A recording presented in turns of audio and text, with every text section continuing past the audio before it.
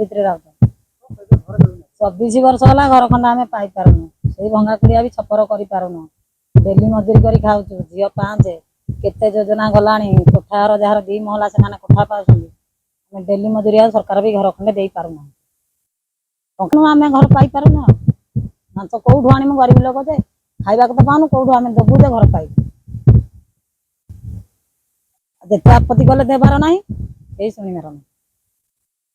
Block ଯାଇଛି, ଢେଙ୍କାନାଳ ଯାଇଛି, ଗାଁରେ ବି କେତେ ପଞ୍ଚାୟତ ଯାଇଛି, କିଛି ବି ହେଇପାରୁନି ଘର ଖଣ୍ଡେ ପାଇବା ପାଇଁ।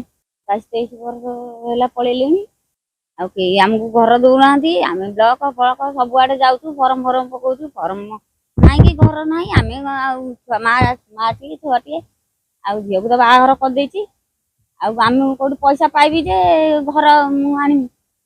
ଏ ପନ୍ଥିନି ମାଗି ଯାଚିକିରି କିଣିକିରି ଏମିତି ପକଉଛି। ଆଉ ସରକାର ଏଥିରୁ କାହିଁ କଣ ଦଉଛନ୍ତି? କିଛି ତ ନାହିଁ, ସବୁ ତ କାଟି ଦଉଛନ୍ତି।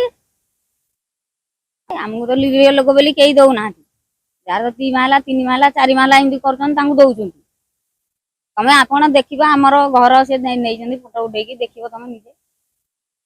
ଆଉ କେତେବେଳେ ଗଳି ପଡିବ, ମା ଛୁଆ ଆମେ ସେଇ ଭିତରେ ରହିମୁ। ଆଉ ସେମାନେ ପାଲ ପକେଇକିରି ଘରେ ରହୁଛନ୍ତି, ଜରି ସିମେଣ୍ଟ ଜରି ଟାଣିକିରି ଘରେ ରହୁଛନ୍ତି। କିନ୍ତୁ ଆମ ଗାଁର ମୁନିନ୍ଦଳେ 2 ମାହାଲା 2 ତାଲା କୋଠା ଥାଇକିରି 16 ଖଞ୍ଜା ସେମାନଙ୍କୁ ଘର ଦିଆଯାଇଛି। ଆମେ ଭିଡ଼ିଓ ପାଖରେ ଯାଇକି ଆପ୍ଲିକେସନ କରିଛୁ, 3 ଥର ଯାଇକିରି ବି ଦେଇଛୁ। 5 ତାରିଖରୁ ହେଲାଣି, ଡିସେମ୍ବର 5ରୁ ଆସିକିରି 20 ତାରିଖ ପର୍ଯ୍ୟନ୍ତ ଆମେ ଦୌଡ଼ି ଚାଲିଛୁ ତାଙ୍କ ପାଖକୁ। ଭିଡ଼ିଓ କରୁଛନ୍ତି, ଆମେ ଇନକ୍ୱାରି କରୁଛୁ, ଇନକ୍ୱାରି ରିପୋର୍ଟ ଆସିନି, ଇନକ୍ୱାରି ରିପୋର୍ଟ ମୋ ପାଖରେ ପହଞ୍ଚିନି। ଏମିତି ଆମେ କରିଚାଲିଛୁ। କିନ୍ତୁ ଆମେ ଏତିକି ଅନୁରୋଧ କରୁଛୁ ପ୍ରଶାସନକୁ, ଆମର ମୁନିନ୍ଦଳେ ଘରୁ କାଟି 2 ତାଲା ଘରକୁ ଏଇ ଯେଉଁ ଜରି କୁଡ଼ିଆ ଯେଉଁମାନେ ଘୋଡ଼େଇ ହେଇଛନ୍ତି ତାଙ୍କୁ ଦିଆଯାଉ। ମୋର ଏତିକି ଅନୁରୋଧ ପ୍ରଶାସନକୁ, ଏଇ କାମ କରନ୍ତୁ। ଯଦି ଆର କିଛି ମୁନିନ୍ଦଳର ଘର ନଥାଏ